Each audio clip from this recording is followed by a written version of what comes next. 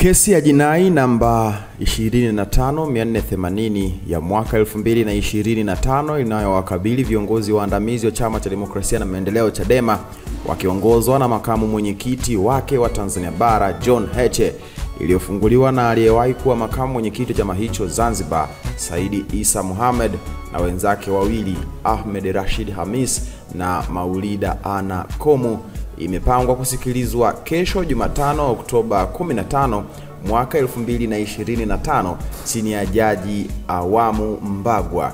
Taarifa ya wito iliyotumwa na wakili wa vigogo hao wa Chadema Dr. Rugemeleza Nshala kutoka Mahakama Kuu ya Tanzania Masjala ndogo ya Dar es Salaam imeeleza kuwa kesi hiyo itaanza kusikilizwa majira ya saa 3 kamili za asubuhi. Sambamba na Heche, washtakiwa wengine kwenye kesi hiyo ni John Mnyika, huyu ni katibu mkuu wa Chadema; Rose Mayemba, mjumbe wa kamati kuu; Brenda Rupia, mkurugenzi wa habari na uenezi wa Chadema; Hilda Newton, mjumbe wa baraza kuu la Chadema; Twaha Mwaipaya, mwenezi wa zamani Bavicha Taifa; na Gelvas Bernard Lienda, huyu ni afisa kutoka kurugenzi ya habari na uenezi. Wengine wanaojumuishwa kwenye kesi hiyo kutokana na nafasi zao ni pamoja na bodi ya wadhamini na katibu mkuu wa Chadema.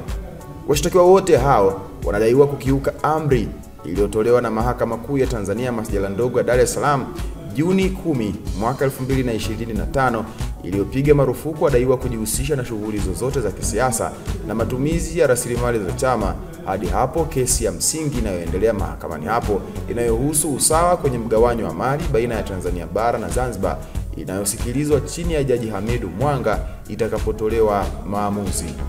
Kesi ya vigogo Chadema kukiuka amri ya mahakama itasikilizwa kesho Oktoba 15 mwaka 2025 chini ya Jaji Awamu Mbagwa.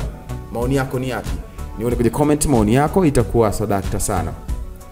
Hii ni VOT Media.